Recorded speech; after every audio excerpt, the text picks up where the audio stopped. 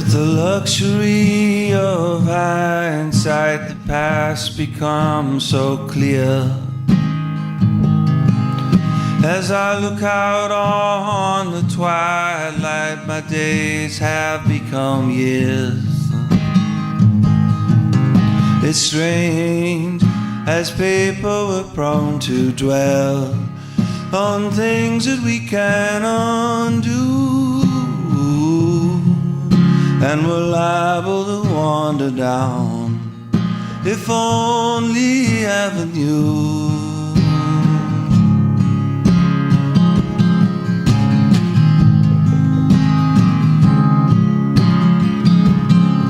And in the company of distance, we see where it all went wrong. And we know what we do different should the chance come along. But change is easier said than done.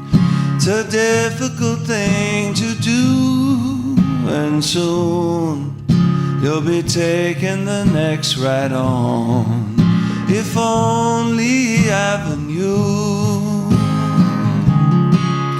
If only avenue. If only you hadn't used up all your excuses. Now there's nobody else to blame, and that's when they call your name.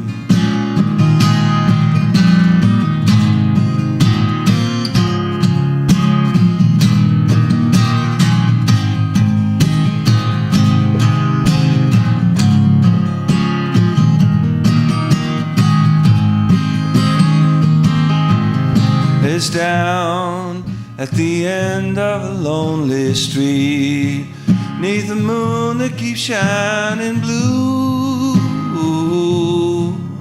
and we live with our thoughts alone, if only avenue. Oh, why have I wandered down, if only avenue.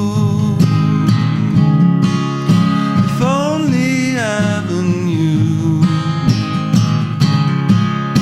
If only.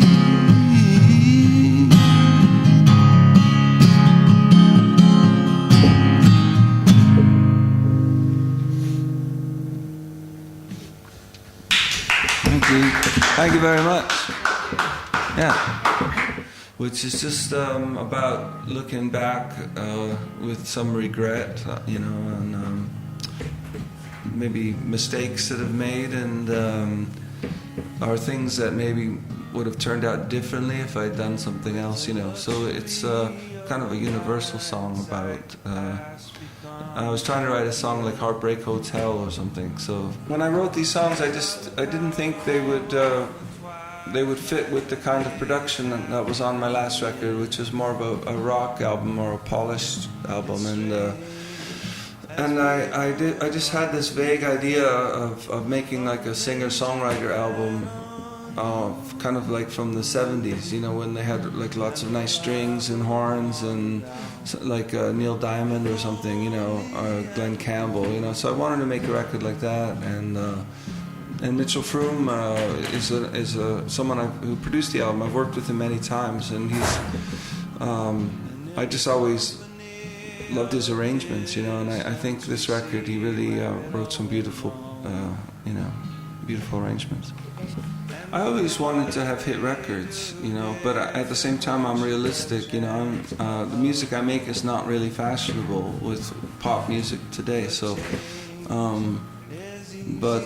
I never, when I started making records, I never wanted to be a cult artist, you know. I wanted to be like Elton John or something, have big hits, but I just don't know how to do that, you know. So, but the last album did very well for me, relatively, you know. Not for Lady Gaga or something, you know, but for me it sold a lot of records, you know, and this one is a very different album. I don't know what to expect, you know, but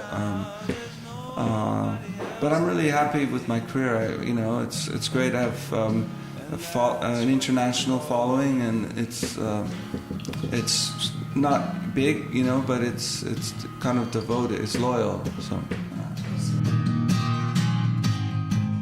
Well, Eris 2 was one of my favorite songs when I was a boy, when I was like about 9 or whenever, and I just remember, I didn't understand what she was saying, but I thought she sounded so emotional, her voice, and I just loved the sound of her voice. I didn't know what she looked like, I didn't know anything about them. In fact, I never knew what they looked like until about maybe 8 years ago, when on internet I was thinking about that song. I grew up listening to pop radio, and that was in Canada. That song I think got into the top 10, or maybe top 20. But I used to hear it a lot. And